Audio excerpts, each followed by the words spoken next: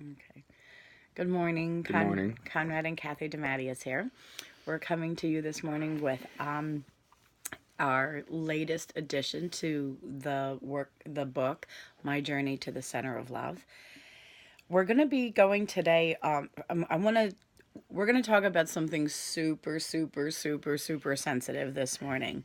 And for some people, this might be extremely taboo. However, I feel this is important to talk about. In my book, in chapter 13, down at the bottom of and on page 104, I begin to talk. While I had talked at several times about sexual dysfunction. I was the one in my when Conrad and I married. I was the one with the sexual dysfunction. I had a very, very difficult time being intimate due to things that were a part of my past. And when I say that Conrad was my healer, I really meant that in every sense of the word, because I remember a time early on in our marriage where you worked for probably an hour to give me one because, and it was because of me. It had nothing to Hmm. do with you. It was, I just I could not relax. And in this particular chapter, I talked about how difficult that was, and how difficult that had to be for you as a man, Hmm. because you're trying so desperately to give me one orgasm. And and what would happen, like, from your point of view, how was like when I finally did, and remember what would happen? Yeah, you would cry all the time, I would cry. and didn't understand that, so like would hold you and tell you it was okay and stuff. I didn't know what was going on. Well, what was so we now at the time you didn't know what was going on, but But now. well, yeah, now I know. So what was it? Just was I was healing. yeah. So so because because some things that had happened in my past had affected me greatly. There's sometimes people say things to other people, and it's a fair bet to say that I'm a sensitive person. So I'm extremely sensitive. And when people have said things, like, there's been times that people, said things to me, and I took it absolutely to heart. And so when it was my husband, my first husband, that would say things to me, it was devastating that it was coming from my husband, who was supposed to be somebody who loved me. And really, you know, they just had their own things as well, Hmm. their own Issues. dysfunctions, their own issues. And it was really more of what was going on with him and less of what was going on with me. But I took it on. And that's, what I didn't realize is I absorbed that because I'm an empath. That's what I do. And I did not have the skill set at that time to be able to recognize and protect myself from it. But that's what the journey was about. Like, I needed to learn it, because who knew this shit? Like, this Hmm. stuff was not, there was no manual on the side of my bed for me to read that said any of this stuff. So I've had to learn it. We all And had to learn it. yeah, we all had to learn it. Like, that's what the journey is. It's like we're all teachers. Every single one of us is a teacher. And like, I think we have this perception that teachers are only in a school building, and that's not accurate. Right. Everybody that you encounter is teaching you something one way or the other. You know, we were listening to an artist. We were at a church, a spiritual center, the other day, and we were listening to an artist who was playing a song, and the song was basically about, some teachers, we're all teachers, and some people you listen to them and you go, yes, that is a wise teacher, and other people you listen to and you go, ooh, Out of here. I'm glad I learned. I got to get away from this person. They're still teaching you something. Mm-hmm. And so it was Good really, or bad. yeah, good or bad. So everything does work for good if you choose to look at that. So on page 104, it was do not. So we're talking about the sexual dysfunction that I had, and I say had because I would say at this stage of the game, I'm probably 95% out of the woods, right? I Mm-hmm. mean, I'm literally been able to write this stuff, talk to everybody. Okay, I'm itching my nose, which is like an indication that I'm, like, oh my God, am I having trouble about this? Do I talk about this? Blah, blah. Like, but this is what my body is doing because it's like, Mm-hmm. I know I'm getting ready to say something that I'm nervous to say about, even though I haven't even put this on the video Mm-hmm. yet. There was something I was thinking about earlier this morning, and I want to talk about this really quick. There was two books that I read. One of the books was from John Edward, who talked about having a psychic shield around you because, when you're putting yourself out there like this, people, especially a medium or somebody who's sensitive to energy, is going to be able to feel that vibe come back, and it can be difficult. It can be difficult to Mm-hmm. handle, and it has been, and we've been feeling this, and this has been difficult for Conrad and I to be able to go through. More difficult for Conrad because he probably didn't think he needed to do any of this work to protect himself. And poof, Kathy comes out on the stage. It's a Kathy and Conrad thing. And all of a sudden, he's like on the stage with the spotlight on him. And he's like, and it's like, I told you to prepare. I told you to prepare. So he was just like, so Conrad's in the crash course where I gave myself a good 5 years, to go through all this stuff. But there was another book from Mike Dooley. And Mike Dooley, in his book, which was called Manifesting for Change, we read that one last year. Mm-hmm. In his book, he said, tell no one what you're doing because they will think you're badass crazy. And I went, shit. Well, that isn't going to work for me because we already knew with the Center Lavelle stuff that we were already told to post everything on Facebook. And we knew that this was what we knew we needed to post all this stuff and not tell no one. We knew we kind of needed to have the story unfolding like this Mm-hmm.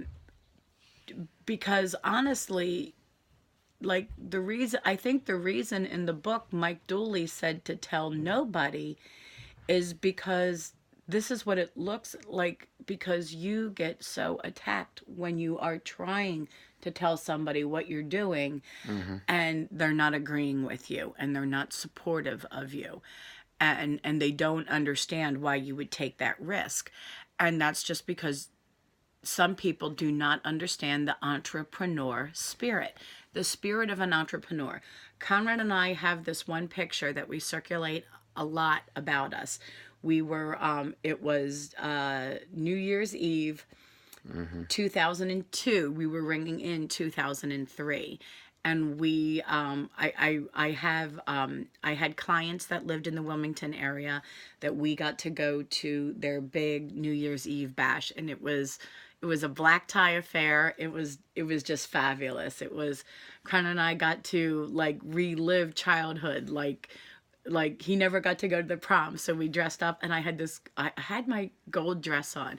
I bought this gold dress at the Atlantic Barter trade show, and it was this beautiful, beautiful gold dress. And it's actually I was wearing that dress in a picture, and that's the picture that I chose to put on my jacket cover. It's absolutely one of my favorite pictures of myself, and that was what I Mm-hmm. put on there. And I was in that gold dress, and my And your hair hair was was more all done up. golden, and my hair was all done up, and that's honestly, I can't wait to go blonde again. I gotta go blonde. This darker hair color, it might be my natural hair color, it ain't me.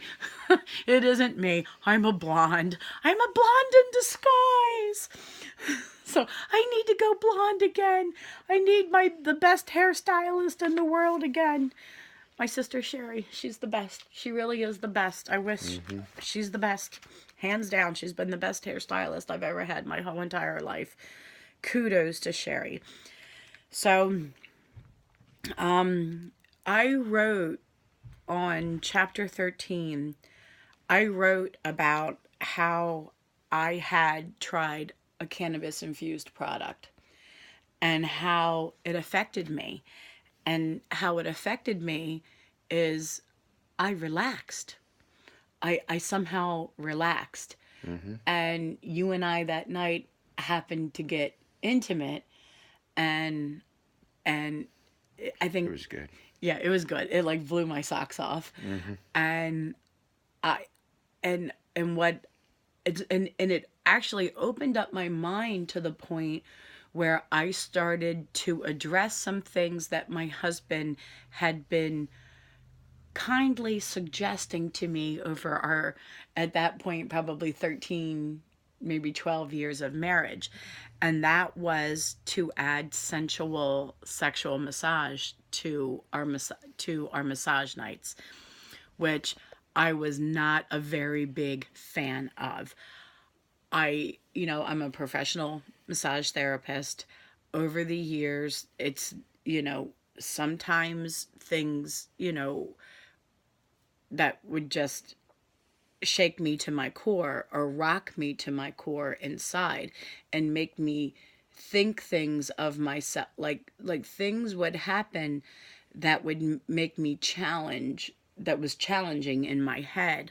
Hmm. And a few years back, when I didn't want to even work on men, any longer, it was because I was really, really trying to address that sexual element in with massage and be able to do it with a clear, and it was very difficult because, sometimes I would work on men whose bodies looked literally like your body, and I just could not. It was like, this is too much for me. This is too much. Like, I have to choose one or the other, and and just because it was like, it was like an experiment. I was like, oh my god, like, look at this body. I was like, was like, why can't I get Conrad's body? It's like, it was just too much for me. So I really needed to eliminate men so that I could explore this side, which my husband was asking me to explore. And in all fairness, he had been asking me for like how many years, which I was pretty much rejecting, any of those thoughts. And looking at everything now, what we've been going through, like, he was the aggressor in the beginning, and I was the one that was not the aggressor. And then something happened and our roles shifted, and I became the aggressor and you became the more docile one. And I've been on the flip end of everything now for a couple of years, Hmm. as you've been in more of a healing mode, which is where I was in the beginning of our relationship. The roles have now switched. And I think it's fair to say, because they, like, if a depression is when your body is in deep healing mode. Hmm. What are some of the side effects? Can you talk about what how this deep healing mode has been affecting you physically within your body? Like, all the things that you like, what's going on with you? Just haven't really felt like being intimate with you. Just, I don't know. Just for some reason it's not there. Um, Diabetes. Diabetes, high cholesterol, triglycerides, all that stuff just takes a toll on you, and you don't feel like doing anything. So it's something I've been struggling with. So I'm working on how to deal with it, and it's very hard. So, uh, Kathy's been patient with me in dealing with it, but it's really hard to be intimate with somebody that you love and your body just doesn't want to do it, and you're just like, ugh, and it's hard. So, other guys that are out there, and even women that are having this, it's tough. And if you don't have a strong relationship with your spouse or partner, you're going to end up in the divorce because you don't want to do anything. And you do love the person. It's not that. It's just your body doesn't want to do anything, and it's very difficult. So, um, you just got to work at it, and hopefully your partner's understanding can help heal you so that you can be back to maybe where you were when you were younger and you didn't have all these issues. So just work on healing yourself, and hopefully your partner can help heal you, and maybe you can do the same for them at some time. Well, isn't that the whole point, that we're each other's teacher and that we're each other's healer, Mm-hmm. and that where we were struggling this week, this, we're 5 weeks away now from the book My Journey to the Center of Actually, Love. 4.5. 4.5. Ooh, 4.5 from it being published. And it's fair to say that we went through another test. Like this is a test of there's a chapter that we have called "This is a test of the emergency broadcast system," and and we're going, we went through this test again, and I was in absolute panic mode because I went through when I finished writing in May, I went through my meltdown. I pretty much melted down. And I was lucky enough that, it was during the summer, and work is always light on me in the summer months because we're in the beach area. So all the work pretty much dries up. So I could pretty much melt down all summer long and deal with what I wrote in a really slow fashion. And Conrad didn't really feel like he needed to prepare. And as the book started to come out, it was kind of like, holy crap, this is really happening. And, I've been nervous. I'm going to say what I've been nervous about. I haven't said it to you yet, but you remember when I went to have that lap band done? And I went through all the stuff to get the lap banding done. And the people called to schedule, and I scheduled it. And then you came to me and you said, what? Not to do it. Why didn't you want me to do it? Because it would have changed how you ate and how you cooked and all that stuff.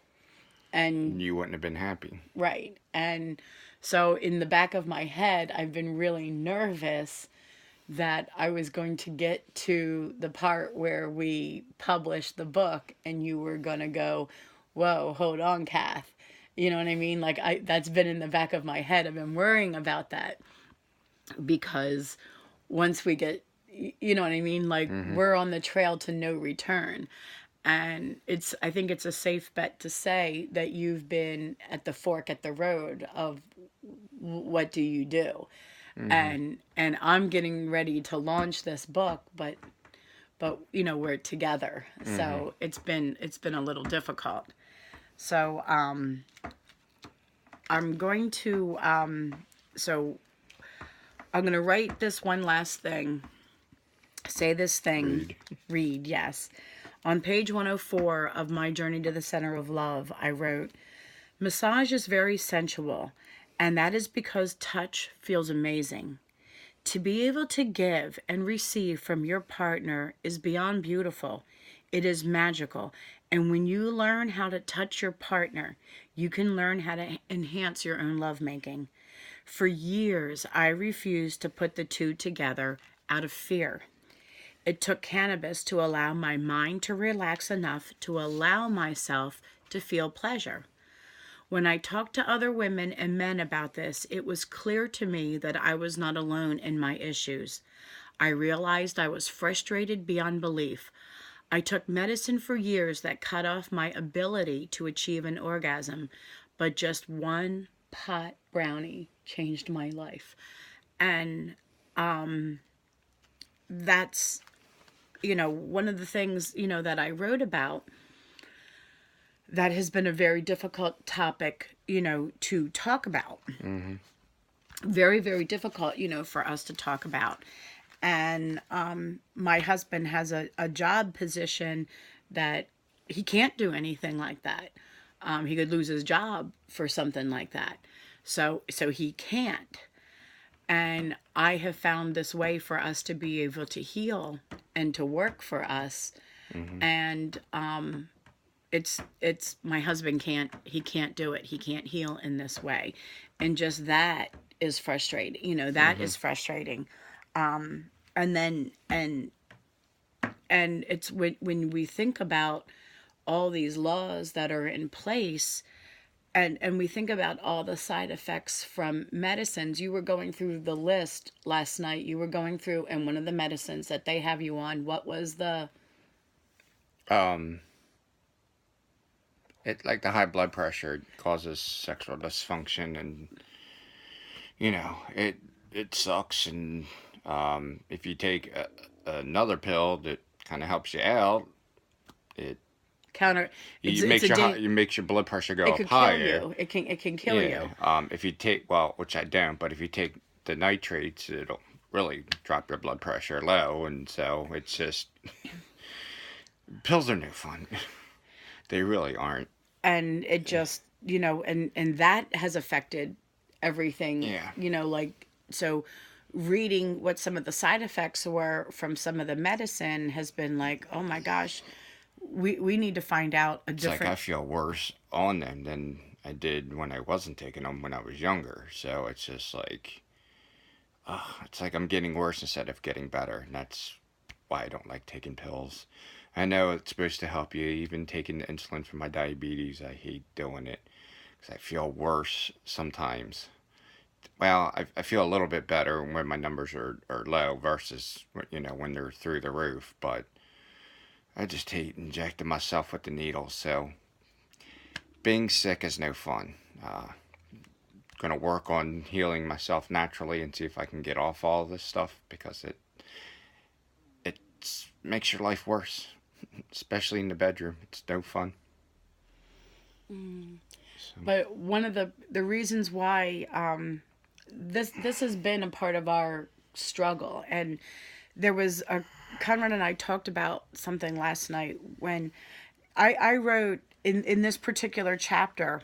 I as the chapter goes through, there was something that I talked about in relation to my grandparents and my father both had sexual dysfunction, which rendered it impossible for my mother and my grandmother to be able to enjoy that part of life. And when Conrad and I were dating, we had that conversation. We had talked about that, and there was a promise made that if either one of us had that we would not deny the other partner because of our own individual and issues. And that's what was happening is because Conrad was not able to work in the way that he wanted to work when he wanted to work. It was, the penis works when it wants to work. When it don't want to work, I ain't working. Screw you. I ain't doing it. And that was not only was that hard on me, that was very hard on him. Very, very difficult on him. And it just, and it was plaguing us, back and forth. And but, I had said to him, I said, honey, what I had tried to convey to Con was I wrote this book mostly, for myself. And I wrote it, for the intention because I don't want to ever lose my husband.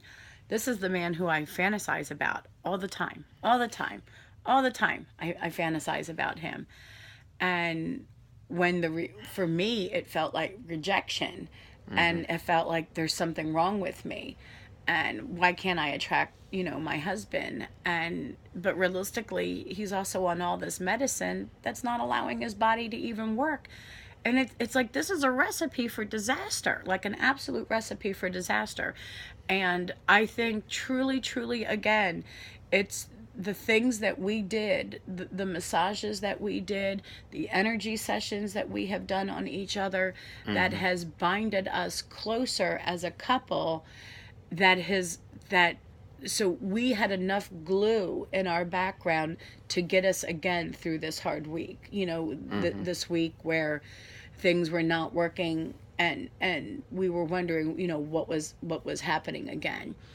And it, and we again came back to our foundation, and our foundation, has been built upon you and I being each other's healer. So when we took ourselves out of sexual mode and went into healing mode, the sex then was able to, the intimacy, that deeper intimacy was able to return. And it's difficult. It's difficult because the other night, when we were at that spiritual center, a man said to me, he goes, "You do realize, we teach what it is that we want." And I knew that. And I wrote a book on how my husband and I wrote a book basically telling everybody what we did to be more intimate, because that's what I wanted. I wanted more intimacy. I wanted more intimacy from you. So I was basically telling you in a book, this is what I, this is what I want. And when that man said that to me, I was like, oh God, he got me. Is it that obvious? Oh man. But we all do that, we all teach what we're seeking, what we're looking for. And that's just law of attraction, like what we want. And if you've ever noticed this, have you ever given somebody a gift, and you'll give the person the gift of what you want, like what you would really like for yourself, and then so you reach out to give somebody something, but it's really what you're looking for, as well, like, and there's nothing wrong with that. That's how, we're programmed, because if this is what we want for ourselves, but then we give it away, and how does that affect us? Right. Like, we want something for ourselves, but then we give it away, and then we wonder why we have lack. It's like, we really wanted that for ourselves, and it's like, so that really means it's like, I've got to learn to love me, and that I need to learn how to gift myself. And if I want something, I have to love myself enough to gift myself this first, which is, so in this particular case, this was, about, again, it's about love. Like, it is literally about love, and learning how to love yourself, so that you can love your partner with everything, that you have, and not hold back. And, the journey is because this is our journey. Like, I was at that fork in the road months ago, didn't know what to do. So I remembered when I pulled my cards, and I literally saw I was at that fork in the road. So I finally was able to work through that and make my shift and move in the direction that I wanted to move in. We knew you were in that fork in the road, like, you're at that fork in the road right now, because, he's worked one way his whole entire life, and I've worked from the entrepreneur. I had entrepreneur and then working for other people. So I had a little bit of both. And I shifted away from working for other people and have chosen to work just primarily for myself. And and that's and a lot of people don't understand that. So that little picture that we were referring to from when we were at that party, underneath that picture we have a caption that says, entrepreneur, a crazy person willing to risk their own money for freedom instead of using their freedom to make money. And And that was in Mike Dooley's book when he said, don't tell anybody because they'll think you're crazy. It's because everybody thinks we're bat-ass crazy. Well, it takes crazy to do this. So if you want to say I'm crazy for doing this, you're not hurting my feelings one bit. I'm already well aware of that. I, you know, if it is crazy for me to want my freedom and my independence, And I have to work for somebody else. right, call me crazy. Guilty. I'm guilty as charged. I'm guilty. Because, no, I really do not want somebody telling me what I have to do. And being in the massage industry, there is nothing worse than having your employer tell you you must walk into that room when you know damn well right what's on the other side of that door. And I never want to be in that position again.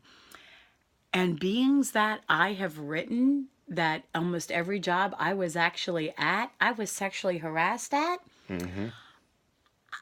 It's not just massage. It's pretty much everywhere. You know what I mean? And I don't want that for myself.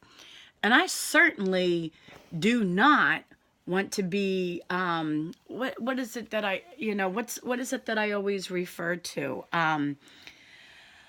Where I have to be a slave for somebody else, where I have to, once you're in the family kind of thing. So then you do something that you wouldn't ordinarily do. Well, when you're your own boss, if you don't want to do something because you don't think it's the right thing to do, guess what? You don't do it. You don't take that call. You don't put yourself in that position. Because you put yourself in a position of power for yourself instead of in a position of weakness for somebody else. Because when somebody else is holding your paycheck, when somebody else is holding your purse strings, I'm sorry, man, you're their bitch. That's all that there is to it. They got you. They got you. They tell you to do this, you got to do it. They tell you to do that, you got to do it because you want the paycheck, right?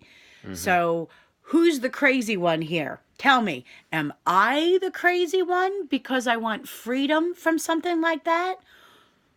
I think anybody who wants to have a job where they have to do something that is against their moral code, and you know damn well right, you got to do it all the time. I hear it all the time, and I've worked for companies, so I know it exists.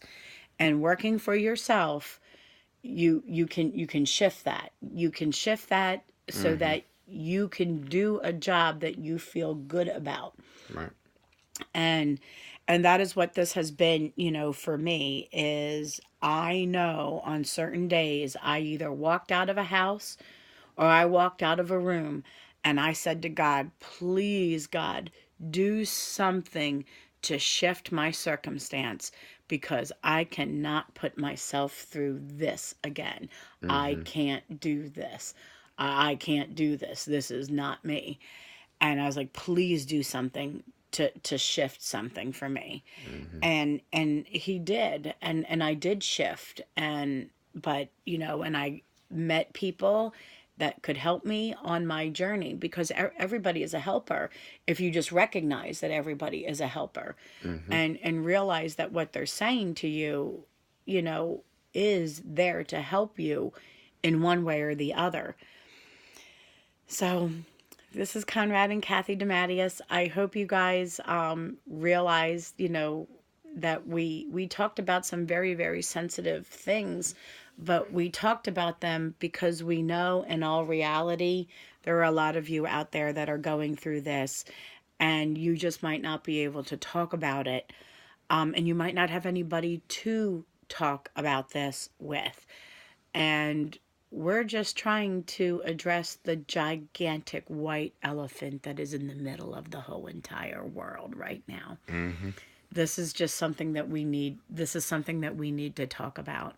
This dysfunction in our life feeds a lot of other things that we're not even aware of about. How it feeds other things. We'll talk about that one. We'll talk about that later.